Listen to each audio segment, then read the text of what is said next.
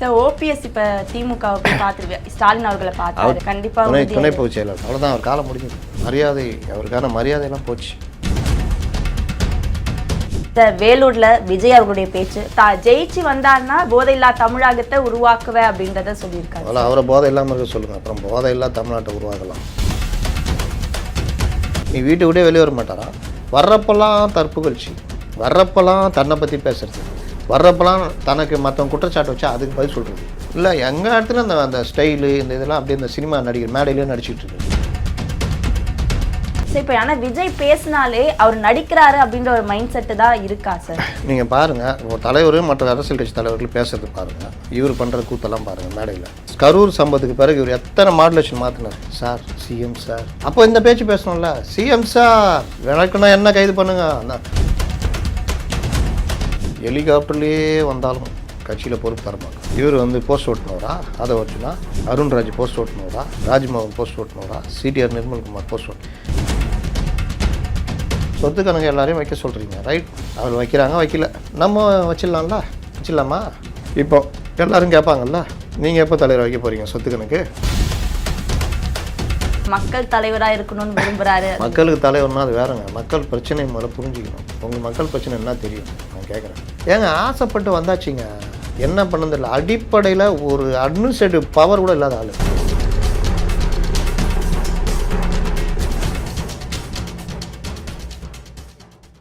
Sir வேலூர்ல விஜய் அவர்களுடைய பேச்சு ரொம்ப சென்டிமெண்டா மனசை தொடர அளவுக்கு இருந்ததா? ஜெயிச்சு வந்தாருன்னா போதையில்லா தமிழகத்தை உருவாக்குவேன் அப்படின்றத சொல்லியிருக்காரு. அவரை போதை இல்லாமல் இருக்க சொல்லுங்கள், அப்புறம் போதையில்லா தமிழ்நாட்டை உருவாக்கலாம். முதல்ல ஜெங்ஸி இந்த இளைஞர்கள் இருக்காங்கல்ல, அவங்களுக்கு நீங்கள் இது சம்மந்தமாக பேசணும்.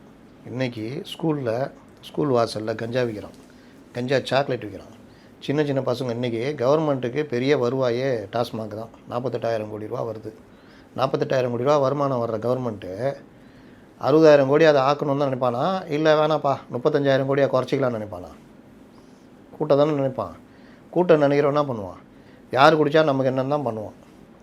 அப்போ அந்த இதை நீ எதிர்த்து பேசணும். பெத்த மட்டன் இருக்குல்ல, இன்றைக்கி மெத்து இன்றைக்கி மாட்டுது. இன்றைக்கி கூட ஒரு 50 கிராம் ஒரு 3 பேர் தேச சேவை செஞ்சு கைதாகிறாங்க. 8 பேர் பாகிஸ்தானுக்கு உளவு பார்த்து திருப்பூரில் மாட்டுறாங்க. இதெல்லாம் எடுத்து பேசணுமா வேணாமா? இதெல்லாம் பேசினா நீங்கள் ஒரு அறிவுள்ள ஒரு தலைவர், உண்மையிலே ஒரு அக்கறை இருக்குது இதுன்னு. நீ வீட்டை விட்டே வெளியே வர மாட்டாரான். வர்றப்பெல்லாம் தற்புகழ்ச்சி, வர்றப்பெல்லாம் தன்னை பற்றி பேசுறது, வர்றப்பெல்லாம் தனக்கு மற்றவங்க குற்றச்சாட்டு வச்சா அதுக்கு பதில் சொல்கிறது இல்லை. எங்கள் இடத்துல அந்த ஸ்டைலு இந்த இதெல்லாம் அப்படியே இந்த சினிமா நடிகர் மேடையிலே நடிச்சிட்டு இருக்கு. சரி, இப்போ ஆனால் விஜய் பேசினாலே அவர் நடிக்கிறாரு அப்படின்ற ஒரு மைண்ட் செட்டு தான் இருக்கா சார்? நீங்கள் பாருங்கள், ஒரு தலைவர் மற்ற அரசியல் கட்சி தலைவர்கள் பேசுறது பாருங்கள், இவர் பண்ணுற கூத்தெல்லாம் பாருங்கள் மேடையில். நீங்கள் ஒவ்வொரு தடையும் ஒவ்வொரு மாடுலேஷன் மாறும், பார்த்துருக்கீங்களா? கடந்த கரூர் சம்பவத்துக்கு பிறகு இவர் எத்தனை மாடுலேஷன் மாற்றினார் சார், சிஎம் சார். அப்போ இந்த பேச்சு பேசணும்ல, சிஎம் சார் எனக்குன்னா என்ன கைது பண்ணுங்க. அந்த முருகன் பேசுவானே அந்த மாதிரி பேச வேண்டியதானே. அன்றைக்கி எப்படி பேசுனீங்க? சிஎம் சார் என்ன வேணால் கைது பண்ணுங்கள் சார். சார் துக்கத்தில் இருந்தார், அதனால் அப்படி பேசியிருந்தேன். இப்போ சந்தோஷமாக மாறிச்சா? உங்கள் துக்கம் சந்தோஷமாக மாறிச்சு. அடுத்து கொஞ்சம் கொஞ்சமாக மாடுலேஷன் மாறுது. அடுத்து காஞ்சிபுரம் கூட்டம், அதில் பார்த்திங்கன்னா வேறு மாதிரி மாடுலேஷன், கொஞ்சம் அமைதியாக சாப்பிட்டா. அதுக்கு அடுத்து போன கூட்டம் கொஞ்சம் வேறு மாதிரி ஸ்டைலு, இந்த கூட்டம் பழைய ஸ்டைலு. அப்போ இந்த பேச்சு இது எதுவுமே தயார் பண்ணுறது கிடையாது. எவன்டையாக கொடுத்து இந்த ஜான்கிட்ட சொல்லி எழுதி வாங்கிட்டு வர்றது. ஒவ்வொரு தடவையும் எவன்டையாக கொடுத்தா அவனுக்கு தெரிஞ்ச தமிழில் எழுதினுக்கிறான். அதில் தான் பால் டப்பா நீங்கள் வார்த்தை கேள்விப்பட்டீங்களா? சொல்லுங்கள் முதல்ல. எதையாவது பால் டப்பான்னு சொல்லி நம்ம கிண்டலோ திட்டுறதோ எதாவது பண்ணுவோமா? எனக்கு தெரிஞ்சு இல்லை சார். எனக்கு தெரிஞ்சும் இல்லை. பச்சைக்கு அது அந்த வடிவேல் காமெடியில் தான் வரும். பச்சக்குன்னு வரவர் இந்த இவர் சொல்லுவார், சத்யராஜ். என்ன இது தலைவன் பேசுகிற பேச்சா இது? காண்டு. நீங்கள் முடிந்த அளவுக்கு அவர்களை அரசியல்படுத்த பார்க்கணும். அப்போ நீங்கள் பேசினா தான் அவன் கேட்பான். அப்போ நீங்கள் அந்த விஷயத்தெல்லாம் கொண்டு போய் சேர்க்கணும். உங்களுக்கே தகராறு, ரிசர்ச் டீம் வச்சுக்கிறீங்க, அதை வச்சுக்கிறீங்க, எதுவுமே எடுக்க தெரில. அதுக்கப்புறம் என்ன சொன்னார்? ரத்தம் சதை சென்சிட்டிவ் உறவு. டி நகரில் யார் நிற்கிறா? விஷ்ணு ரெட்டின்னு ஒருத்தர் நிற்க போகிறார். யார் அவர்? கட்சியில் ஏதாவது பொறுப்பில் இருக்காரா? தாவேக்கால. இவர் புஷி சொன்னார், ஹெலிகாப்டர்லேயே வந்தாலும் கட்சியில் பொறுப்பு தரமாட்டோம். கீழே சைக்கிளில் போய் எவன் போஸ்ட் ஓட்டுறானோ அவனுக்கு தான் பதவி சொன்னாரா? இவர் போஸ்ட் ஓட்டுனவரா? அதை வச்சுனா அருண்ராஜ் போஸ்ட் ஓட்டுனவரா, ராஜ்மோகன் போஸ்ட் ஓட்டுனவரா, சிடிஆர் நிர்மல்குமார் போஸ்ட் ஓட்டு வர்ற மேல் பொறுப்பு எல்லாம் பாருங்கள். எவனாவது மன்றத்துலேருந்து வந்தவன் மேல் பொறுப்பில் உட்காந்துருக்கான். விஷ்ணு ரெட்டின்னு ஒருத்தர், இவர் விஜய்க்கு ஃப்ரெண்டு, கட்சிக்கு அவருக்கும் சம்மந்தமே இல்லை, ஆனால் எல்லா முடிவும் அவர் தான் எடுக்கிறார். புரியுதா? அவர் இங்கேயும் ஃப்ரெண்டு அங்கேயும் ஃப்ரெண்டு. சிம்பிளாக சொல்லணும்னா திமுகவுடைய ஸ்லீப்பர் செல் அவர். அப்போ அவர் தான் எல்லாம் முடிவு எடுக்கிறார். அவர் டி நகரில் போட்டி போடுறாரு. அப்போ டி நகரில் காலங்காலமாக உழைச்சாங்கள மாவட்ட செயலாளர் அப்புன்னு ஏதோ பேர், மாற்றுத்திறனாளி, அவருக்கு சீட்டு கிடையாது. பெரம்பூரில் விஜய் இன்னும் அது வில்லிவாக்கத்து அது இன்னும் முழுசா தெரிய வரல சார். மேலோட்டமாக பேசிட்டு இருக்காங்க, அதெல்லாம் முடிவு பண்ணிட்டாங்க. வில்லிவாக்கத்தில் ஆதவ், இந்த மாதிரி ஒவ்வொரு இடத்துலையும் ஒவ்வொரு பெரிய பெரிய கைங்க நிற்கிதுங்க. அப்போ அந்த மாவட்டத்தில் உழைச்சவங்க கதிலாம் மரிய வில்சன் யார் தெரியுமா? யாரை சொல்கிறீங்க சார்? ஜேபிஆர் காலேஜ் இருக்குல்ல, அந்த காலேஜுடைய உரிமையாளரில் ஒருத்தர். ரொம்ப ஏழை, தள்ளு வண்டியில் வியாபாரம், காய்கறி வியாபாரம் இந்த மாதிரி பண்ணுறவர். அவருக்கு சீட்டு. எங்கே நிற்கிறாரு? ஏதோ ஒரு தொகுதி சொன்னாங்களே, சென்னைக்குள்ளே தான். அருண், அவர் யாருன்னா அவர் வந்து பொட்டி கடை வச்சுக்கிறாரு. ஐஸ்வரி கணேஷ் தெரியுமா? வேல்ஸ் தெரியும் சார். அந்த பொட்டி கடை வச்சுருக்காரு. அவருக்கு துறைமுகம் தொகுதி.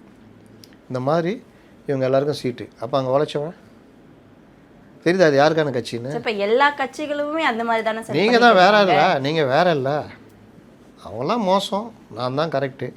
அவங்களாம் திருடி சொத்து சேர்த்துக்கிறாங்க, நான் தான் கரெக்டு. இந்த சொத்து விவரத்தையும் வெளியிடணும்னு சொல்லியிருக்காருல்ல, அதுக்கு தான் நான் அந்த வார்த்தையை சொன்னால் நம்ம என்ன பண்ணோம்?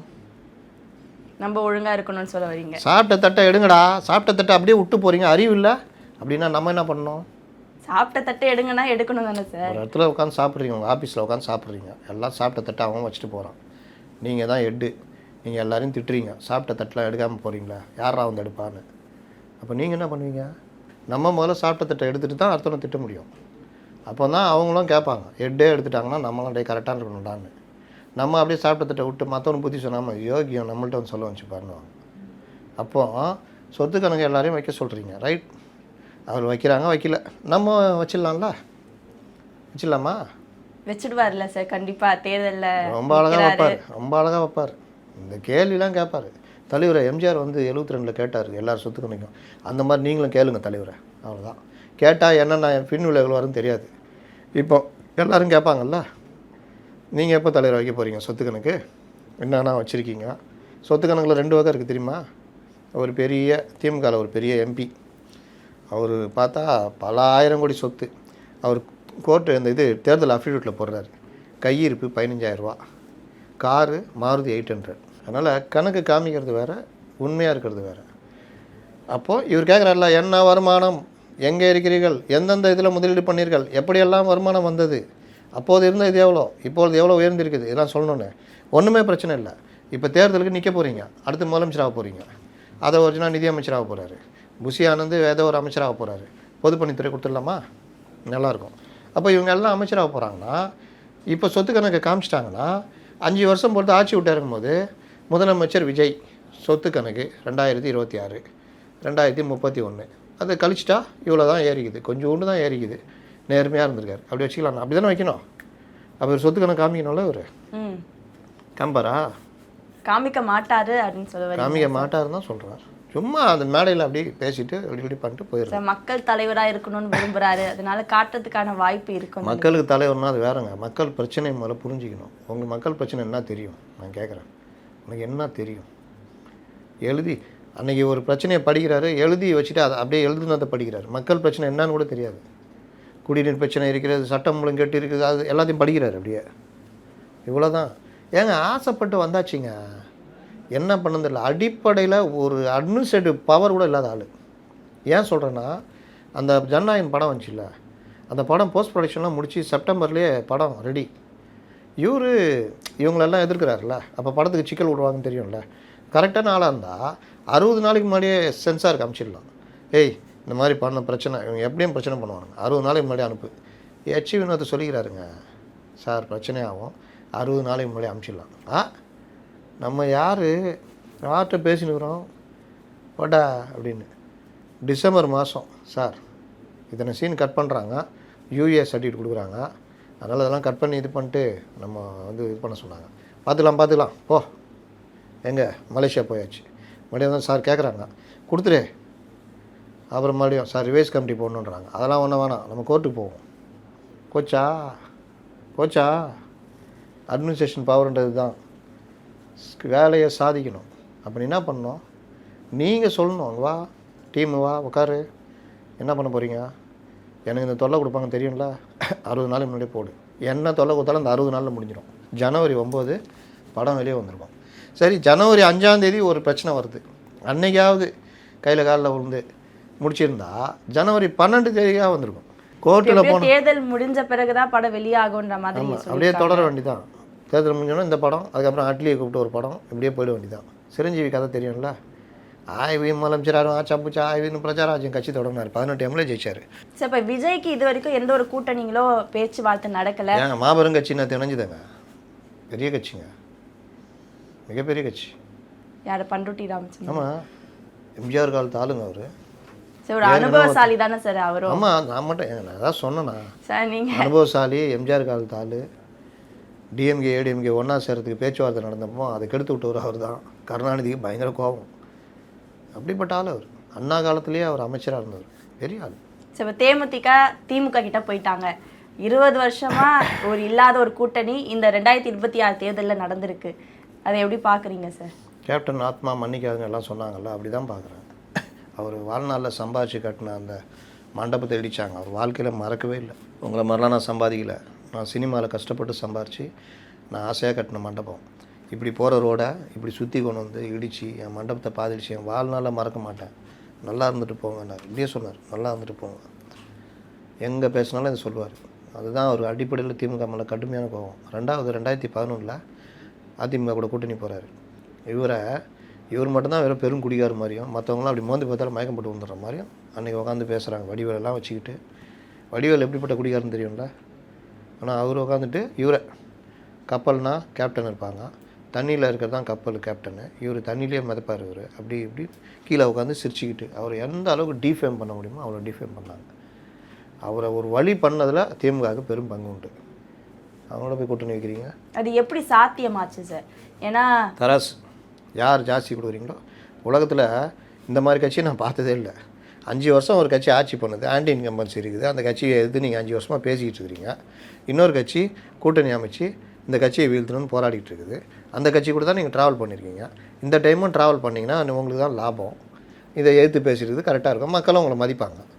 யார் வெயிட்டாக கொடுக்குறீங்களோ அவங்களுக்கு தானே. அந்த ட்ரெயினில் ஆர்ஏசின்னு வாங்க தெரியுமா, ட்ரெயின் டிக்கெட் புக் பண்ணுவோம், அந்த ட்ரெயினில் புக் பண்ணால் ஆர்ஏசி, தட்கலில் புக் பண்ணால் உடனே எங்கள் டிக்கெட்டு. அந்த மாதிரி ராஜ்யசபா அவருக்கு அடுத்த இதில் தரேன்னாங்க, இவங்க தட்கல் இந்த இதில் தர வாங்கணுன்னு வந்துட்டாங்க. இதுதான் அந்த அம்மாட்ட பிரச்சனை. கட்சியை கொண்டு போய் அடகு வச்சுட்டாங்க. அப்போ மக்கள் எப்படி பார்ப்பாங்க? என்னம்மா 5 வருஷம் அவ்வளோ திட்டினேன், இப்போ அதே வாயில் புகழ்ந்து பேச போகிறீங்களா? அப்படி தானே பார்ப்பாங்க. இப்படி தான் 9.5% அப்படியே கொண்டு வந்து 5%, அதுவும் போன ஆட்சியில் 0.43%. இப்போ என்ன ஆகுமோ தெரியாது. ஆனால் இந்த கூட்டணி வந்து திமுகவுக்கு தான் ஒரு பிரச்சனையை ஏற்படுத்தும் அப்படின்னு சொல்கிறாங்க. ஏன்னா திமுகக்குள்ளே இப்போ தேமுதிக வந்திருக்குன்னா மற்ற கட்சிகளுக்கு ஒரு முரண்பாடு வருமா சீட் ஷேரிங்கில்? ஆமாம், 2 எம்பி சீட்டு வச்சுக்கிறேன், 4% வச்சுக்கிறேன், எனக்கு 6 சீட்டு, ஒன்றுமே இல்லை, அவங்களுக்கு 8 சீட்டா அப்படின்னு கேட்பாங்க. அதுக்கப்புறம் கொள்கை என்று மாறுபாடு வந்தாலும் 1000 பிரச்சனைகள் இருந்தாலும் நாம் கொள்கை என்று வந்து விட்டால் சனாதனத்தை வீழ்த்துவதற்காக நாம் ஒன்றாக இணைகிறோம் அப்படி இப்படின்னு ஏதாவது சொல்லிட்டு என்ன தலைவரை வேறு என்ன தலைவரை பண்ணுறது, கட்சியை உடச்சிடுவானுங்க பொழுது. எல்லாத்தையும் நான் பார்த்துக்கிறேன்னு ஸ்டாலின் சொல்லியிருக்காரு. ஆமாம், நான் இருக்கேன்ல, நான் பார்த்துக்கிறேன் அப்படின்ட்டு இருப்பார்.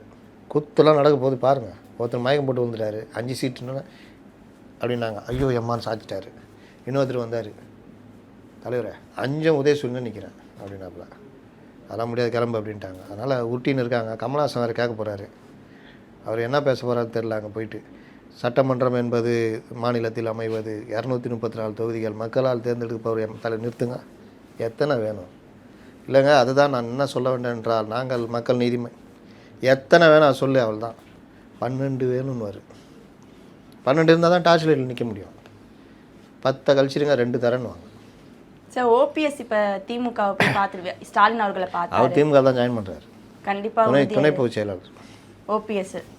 அவ்வளோதான், அவர் காலம் முடிஞ்சது. மரியாதை, அவருக்கான மரியாதையெல்லாம் போச்சு. ஜெயலலிதா விருப்பமா எம்ஜிஆர் விருப்பமா? காலம் பூரா அந்த கட்சியை காலி பண்ணணும்னு அவங்க உழைச்சிட்டு இருக்கிறாங்க. இவர் சுயநலம் ஒன்று தான் இவருக்கு இதுன்றதை எல்லா காலத்தையும் நிரூபித்தவர் இவர். அதில் தான் இப்போ போய் அங்கே ஜாயின் பண்ணுறாரு. அதோட அவர் கதை முடிச்சது. அவர் திமுக இணையிறது ஆனால் உறுதியாயிடுச்சு.